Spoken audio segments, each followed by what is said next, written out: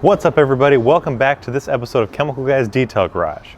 First of all, I know it's been a while since I've been in a video, so I wanted to say hope you all had a happy Thanksgiving and you guys appreciated your time off and you're thankful for what you have.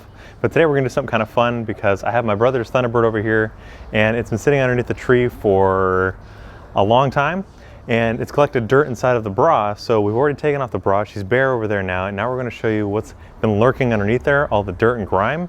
But before we do anything, we want to start by rinsing it to get off the heavier loose dirt, so we're going to jump on that right now.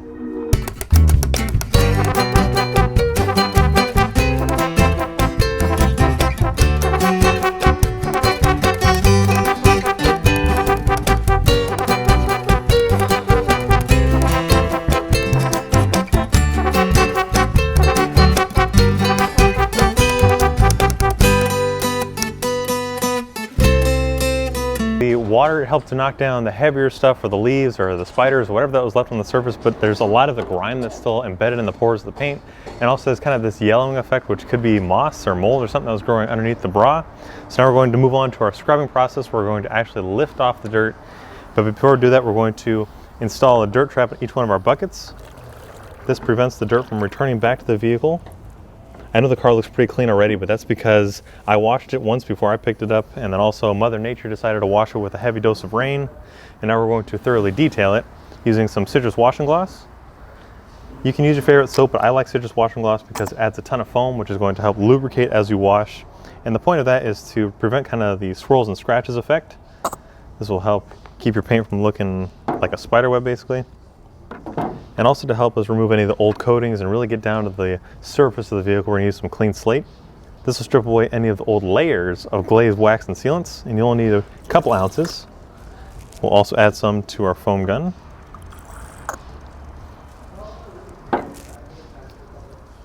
We'll reattach the top, and then what I do is instead of shaking it violently, I'll just stir it together. Shaken, not stirred.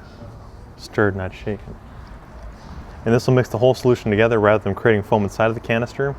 You guys have probably heard me say it before, but if you're new to the channel, if you use warm water inside of your foam gun or your foam cannon, this will help improve your foaming action. This will give you that really thick layer of suds.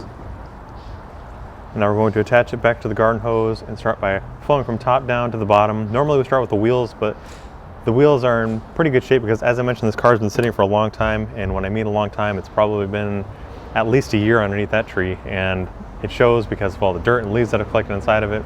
But also the clear bra, or the bra itself actually, not the clear bra, the Le Bra, has been on the car for as long as I can remember, which has been at least 10 years now. So this is the first time that the front of this Thunderbird is seeing daylight in almost a decade. So as you can see, it's got a lot of dirt and debris on there, and we're going to properly remove it, and also we're going to clay the whole vehicle so that we can polish it, which is going to be in our next video, so stay tuned for that.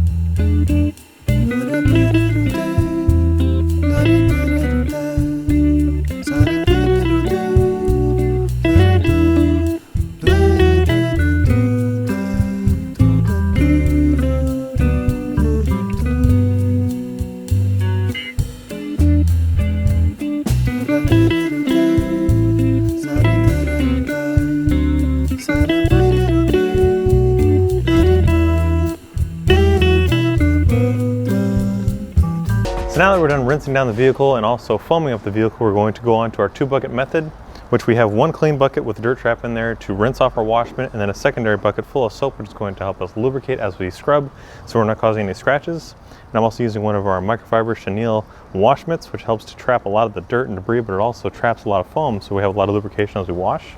And this is a blue one. They're all made of the same material, but a blue one just to kind of coordinate what you're working with. This is a fresh one because I know that this car is going to be really grimy, so we don't want to transfer that into the other vehicles that we detail. Let's grab some of this soap, and we're going to start at the top and work our way down, but I really want to get to that bumper because that's where all the dirt's at. We're going to start at the top and work in layers, starting on the flat panels using linear motions. Come on, Octavio.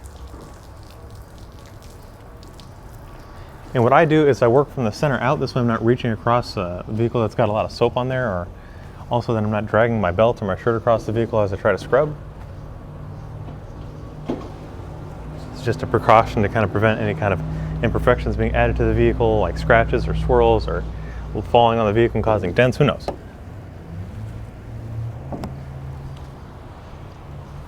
But like I said, the vehicle is obviously not super dirty or filthy because I did wash it before I picked it up or brought it over here. Wow, that's a lot of dirt. Let's go back to the second bucket.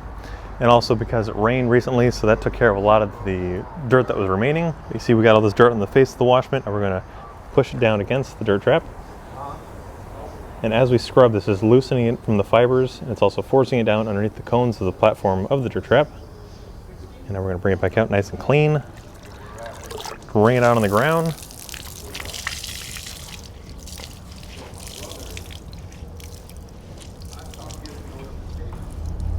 And then get some more foam, we keep on washing. But the whole point of this is to prevent as much of the dirt from returning to the vehicle. Because as you see, the front end is very grimy, and that's just because it's been trapped underneath that bra for years now. We'll start here scrubbing away to give you guys a little before and after here. But I'm not heavily scrubbing or putting a lot of pressure down. I'm just basically letting the soap and the wash would do its job. Because if you do force the dirt, or if you're pressing down on it, you have the ability to scratch the surface, which would require polishing. Even though we're going to polish this car already, if you don't want to polish, or you don't have access to a polisher, you don't want to cause any kind of imperfections. So this is the safest way to do it. Go back to the second bucket, where we're going to wring this out, and we'll continue the wash process on the rest of the vehicle.